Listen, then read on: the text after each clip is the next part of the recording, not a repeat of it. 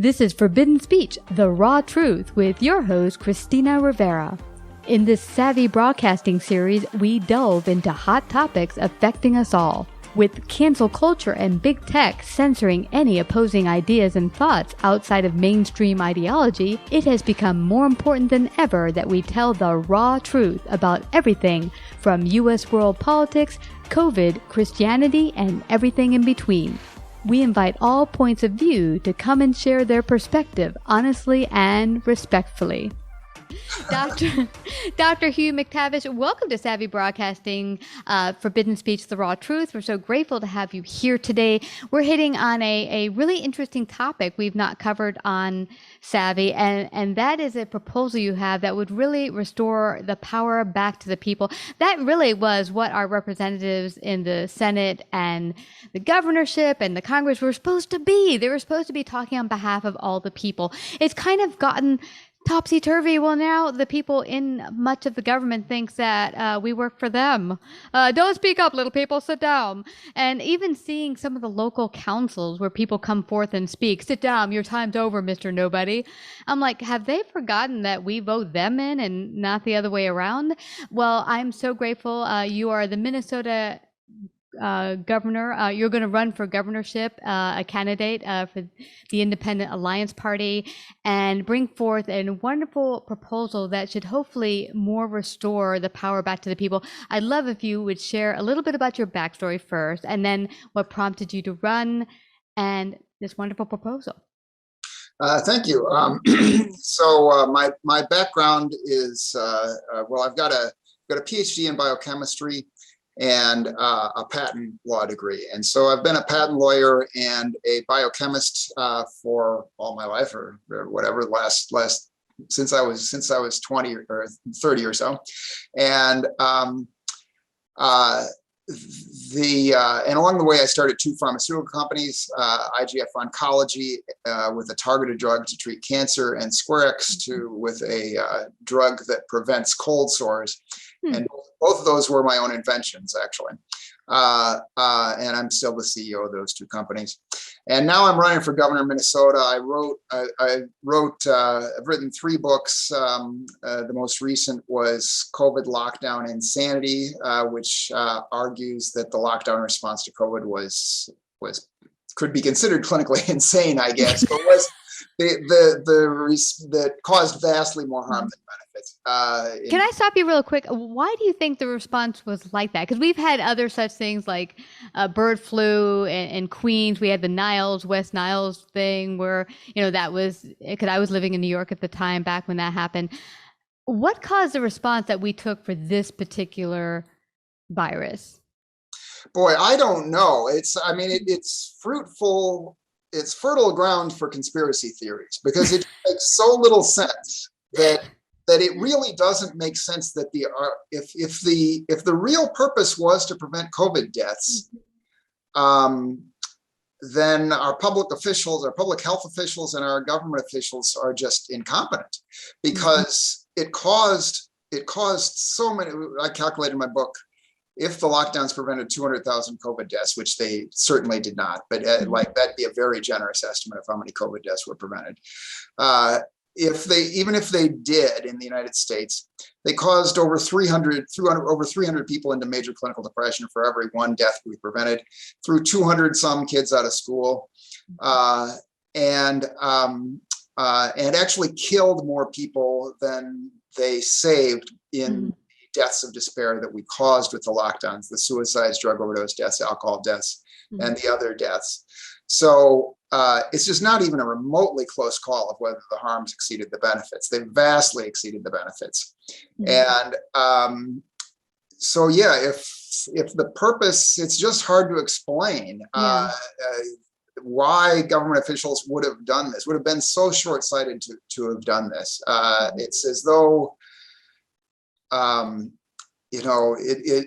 it leads one to think that the depression, the huge increase in depression, was so predictable that either they didn't care about happiness and quality of life, or that was actually the goal. They wanted to get people depressed for some reason, perhaps because depressed people don't fight back and are more compliant. So anyway, I don't know. I don't have a good explanation. I don't think they're evil people. I don't think our governors are evil people. I don't think Anthony Fauci is an evil person, but it's hard to explain why they did this. Well, it's interesting. I think when you get fearful, you're kind of shut off that reason part of your brain, and when one part, like say you scream fire in a building, everyone doesn't think to see if there is a fire. They're just like and start stampeding each other. It's maybe that kind of mindset because you're just so scared that you just start responding and acting instead of thinking through, is this the best course of action? So I'm glad you wrote the book for people to get a better handle on it. So in the future, God forbid, we have any type of situation like that, we don't just run straight for panic and fear.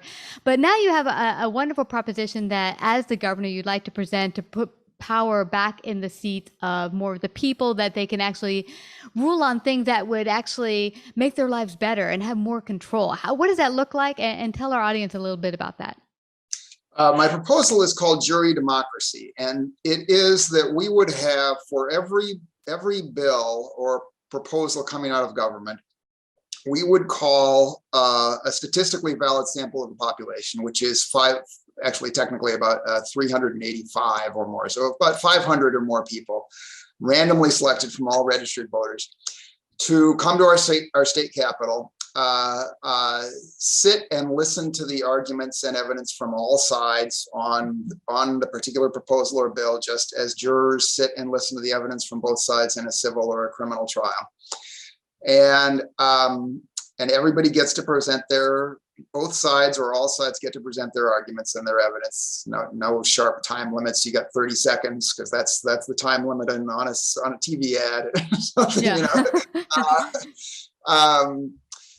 and then the jurors also then I think an important part of the process that I want to have is break into small groups of 12 from the 500 or more and discuss it amongst each other. Tell the other 11 jurors how you think they ought to vote. Tell them, more importantly, perhaps tell them about your life experiences and how this proposal would affect you currently, would have affected you previously in your life. If we're talking legalization of marijuana, for instance, it'd be interesting to talk to some, for those jurors who've never smoked pot, it would be interesting to talk to jurors who have and why they did it and how it affected them.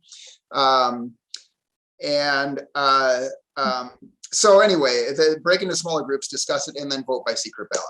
And I would require a 55% majority to pass a proposal, which is outside the 5% margin of error with 500 or more people. So you're guaranteed that it's at least, if you get 55%, at least you had a majority if we'd been able to draw everybody into the.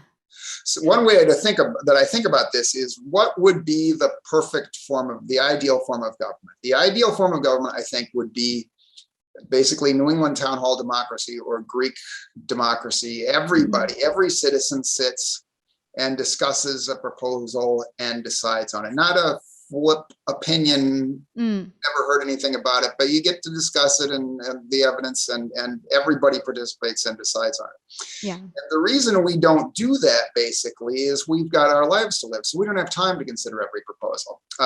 And it's also logistically impossible to have 350 million people get in the United States. Sit at a Zoom call and go over all. Yeah. So we elect representatives to do that job for us, and it's their full-time job to make those decisions for us. But with my jury democracy idea, we don't actually have to elect the representatives. We can randomly select citizens and to serve on a jury on a particular proposal, and you get the same result you would get if everybody got together and considered the same proposal. Well, yeah, I like the idea of having actual representatives that we vote for that actually go up there and vote on our will. But we've not seen that much of that happen, that people talk the good game, get up there, say all the perfect yum stuff that, oh yeah, I love that, I'm going to vote for him or her. And then they get into office and don't do any of it. So it's become topsy-turvy. Now, the only concern I had when I heard this proposal is I love the idea, but I know that, as you said, Americans are so busy. They're like, well, I don't have time to sit here and listen to arguments. And if I'm picked, well, by darn it, I'm going to try to get out of it because I don't have time to sit there and listen to a bill that could take days and days of my time. I'm not getting paid. How do we get people to realize that this affects your everyday life and it behooves you to want to get involved?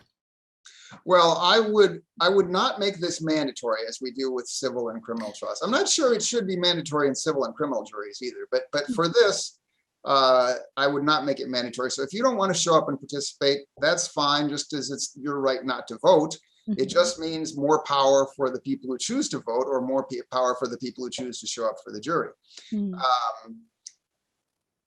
So I wouldn't make it mandatory. I would like to pay people and pay them more than we do. In most cases, I think this should just be probably 2 days, probably for most things. One day to hear the evidence, and even 1 day in a lot of cases, but probably in most cases 2 days. Complicated things, a budget bill that's 500 pages long or something. It might be a couple of weeks or a week or two. Well, that's what I realized looking at some of the bills, is that some of them are crazy long, like 300 pages. And I'm like, and the legalese is what trips you up. Now, if you have, how do you call it? A hearing that comes forth and gives you the evidence, so you don't have to read 300 pages of legalese and not know what the heck you're reading, that would make it better because you're hearing both sides. But do you know why also the bills are kind of complicated and so long when maybe you're talking on a certain issue? Why isn't it like just 1 page? Why are they so long?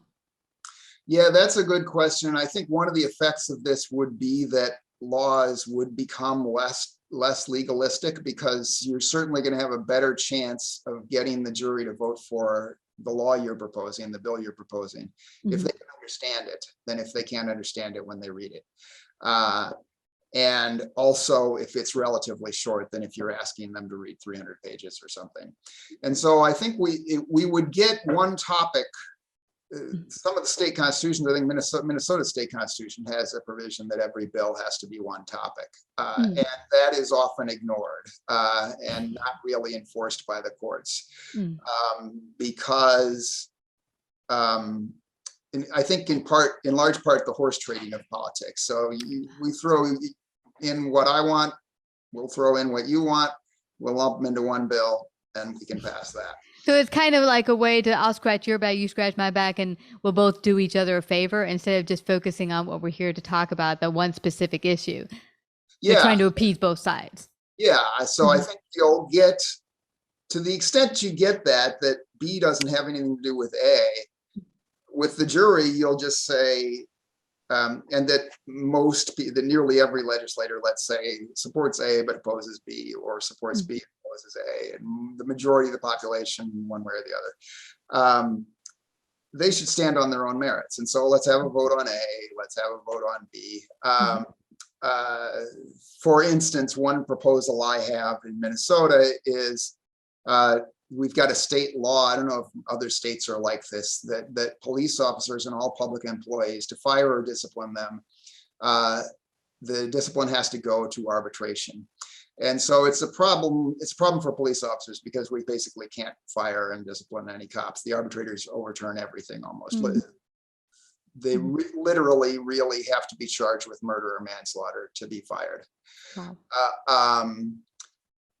So I would change that to make that at will, and have the police commissioner and probably the mayor and city council each have the authority to fire or discipline police officers whenever they want. Make police officers at will employees. Bargain for. Well, honestly, I think whatever job you're doing, whether it's teacher, police officer, corporate worker, if you make a mistake, you should be held accountable for the mistake itself and given reasonable, punishment for it. And that doesn't mean you get off scot-free. If you make a mistake, whatever the punishment might be for whatever mistake you make. So I think that's a great idea, because you shouldn't get total immunity just because you happen to be a cop. Yeah. And so on cops, my view is it's not really that we need more or fewer cops. We probably need more because of the crime. It's gone up, yeah. Crime lately. But mostly we just need better cops. Mm. And the best way to do that is to fire the bad ones. It's not to try to retrain the bad ones, send them to another diversity training seminar to teach them, no, you should not beat up Black people anymore. Or beat up anyone, period. Beat up I've seen a kid on the street. It was a small girl. She was white, but they beat her up because she wasn't listening. But I'm yeah, like, dude, seriously, overuse of power, big time. yeah, But seriously. But sorry, it's nutters. the tree. I was trying to make a point about horse trading. So, Yeah. um, basically neither party really wanted. There was a proposal to eliminate. I think Democrats, or at least some Democrats, proposed to eliminate the immunity for police officers. Republicans were okay with that if we ended, it's not immunity, I should say, the mandatory arbitration for police officers. Republicans were okay with that if we eliminated mandatory arbitration for teachers and all public employees, because Republicans want to fire allegedly bad teachers. Well, that's a separate issue. We should put that on the table another time. First, talk about one thing. Exactly, it's a separate issue. So the Democrats voted, I think neither party really wanted to end the arbitration for anybody, but the Democrats then voted against it because they were not willing to end arbitration for all public employees. And the Republicans voted against it because they didn't want to end arbitration for police officers. Yeah. So those are separate issues. We should have had a clean bill. Do we end arbitration for police officers or not? We can have another clean bill. Do we end arbitration for teachers or not? And maybe the third one, do we end arbitration for the rest of the public employees who aren't teachers or police officers? Yeah. Or any other government worker. Any other government worker. Yeah. So anyway, that's an example of a bill. Now, what's arbitration mean as opposed to immunity? I thought they were the same interchangeable word. What's the difference? Oh no, our immunity means you're immune, you can't be punished. So the Congress people, for instance, have immunity for what they say on the floor of Congress. So they can't be they can't be criminally prosecuted for what they say on the floor of Congress, and they can't be sued for libel or slander for what they say about somebody on the floor of Congress. So that's immunity. Generally would mean absolute. Arbitration means that the discipline goes before an arbitrator. So your boss wants to fire you, you don't want to be fired, you appeal to an arbitrator who's a supposedly neutral third party, whose job is to be an arbitrator, really on police, I don't know, I think public employee arbitration. And so there's so anyway, the arbitrator decides it. But the arbitrator doesn't, for whatever reason, the arbitrators basically won't let you discipline police officers. Interesting. Well, we put a lot of food on the table. And one thing I have, and we spoke a little bit just before we hit the go button on this chat, was that many will hear candidates out there that don't fall in the two buckets of blue and red, meaning Republican or Democrat, and say, oh, I love what they're talking about. I totally feel that they're on board with what's important to me, my values, and what I want done in government. I just don't feel they're going to get in because they're not one of the two main parties. So I'm just going to vote for the two of the lesser evils.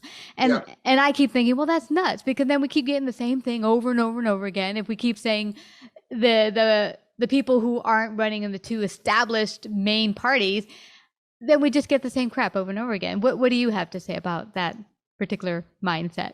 Yeah, I think that's true. We've got what's called a first past the post system in the United States. Britain has it also, where you for each district, we lump candidates into districts or states or the entire, well, we don't really have an entire nation even in the presidential election, but if you win your district or with 51% of the vote, you get 100% of the power. And the person that get 49% of the vote, the people who voted for them have no representation effectively, and that party has no power. So there's other jurisdictions, most of them in the world really, I think, have proportional representation, where a party that gets 5% of the vote gets 5% of the seats in the legislature, basically. And studies have shown that's a better system. It's more stable. Countries with proportional representation are more stable. They're less likely to have the government overthrown, have coups. that I would support proportional representation. I would support ranked choice voting is another innovation that's been proposed, where you would and open primaries. So we don't have a primary in Republican and a primary in a Democrat. In the Democratic Party, we have an open primary. The top 2 or 3 or 4 candidates move on to the general election, regardless of their party. Everybody votes in the same primary. Lisa Murkowski, I understand. I think Alaska has an open primary, and it helped Lisa Murkowski to get elected despite her opposition to President Trump. So she would have had a hard time winning a pure Republican primary, but with an open primary, she could win that. So yeah, I would have open primaries and then ranked choice voting. And ranked choice voting, I think there's a few ways it's done, but you would rank the candidates 1 through 3, 4, whatever, however many are on the ballot. And if first they count the first place votes, if nobody got to 50% in first place votes, they add your second place votes into your first place votes. And then I think if you're still nobody's still at 50%, they then add the third place votes. So that in my case, for instance, or many third-party candidates, if you wouldn't fear you were wasting your voting for me and for first on that, and if it's a 3-person race, as I think this race effectively will be for me, I would probably be the second choice for everybody, I think. I would be the second choice for the Democrats mostly, and I would be the second choice for the Republican voters mostly. And if it's a reasonably equal outcome, I'd wind up winning with the second place votes as the ranked choice winner. So that would be open primaries and ranked choice voting would be a way to get less ideological candidates, more, and I think be a truer reflection of the will of people. Yeah.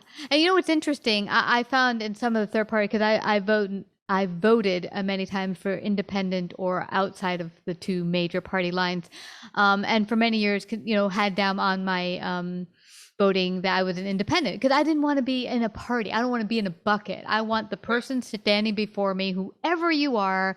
I don't care how you call yourself. I want to know, are your values matching my values and what I care about, and you're going to do something about it, not just talk about it when you're up there. But I think what I found interesting is that when it came time for debates and such, they would get little to no attention in the media. And of course, often they don't have the money power that some of the 2 big parties have. So they get almost no coverage. And so people be like, I didn't even know that person was running. So, I mean, I guess my call to action, I would be for anyone listening in today, if you'd like change, is to really go purposefully look for who are the other parties running in the next elections, local, state, or government, or federal, and say, I want to look deeper into them, not just look at what's coming up on TV commercials or radio, because you're only going to get the hugest ones, throwing the most ads at you. Yeah. And I'll say that was a great introduction for me to say, please donate to my campaign and to other third-party campaigns, because people, as you said, people won't hear about us unless we can raise some money to run some ads and so on. And that does take money. And that's kind of a measure of how serious a candidate you are is. Yeah, exactly. Well, where does everyone find out more about your candidacy? Donate. Also find out more about COVID lockdown and Sanity. Where can they get a copy? I'd love for you to share all of that. Please go to my campaign website, which is McTavish, MCTAVISH, 4mn.org. MN is the abbreviation for Minnesota. 4 is the number, not the word. But if you just Google Hugh McTavish for governor or McTavish for governor, you should be able to find that. And then donate to the campaign, please, because it does take money. Can I just say one thing you said was about and the book is titled COVID Lockdown and Sanity. You can get it on Amazon and Barnes and Noble online, or in Barnes and Noble stores and other stores. you were saying that you vote, the two parties don't really represent you. And I think that's true for nearly all of us. Not very many of us agree with every position of the Democratic Party or every position of the Republican Party. And most of the things have nothing to do with each other. Republican Party, for instance, is anti-abortion, pro-life, and supports a lower capital gains tax rate. Those have absolutely nothing to do with each other. So why can't you support a higher capital gains tax rate and be pro-life? But with the jury democracy, we would split. You're not voting, you're voting on just one issue. So, and with the elected representatives, we have to vote for one candidate or another, and you're kind of inevitably holding your nose and saying, agree with candidate A on 6 out of 10 issues. I agree with candidate B on 4 out of 10 issues. So I'm going to vote for A, but I'm not getting what I want on 4 of the 10 issues I care about. With the jury democracy, you can get what you want on every issue because you're voting just on that issue when you come and serve on the jury. Yeah, and it would be really a great understanding for citizens to understand how our government works and maybe even get them involved in a local, state level themselves. There's so many different ways you can serve.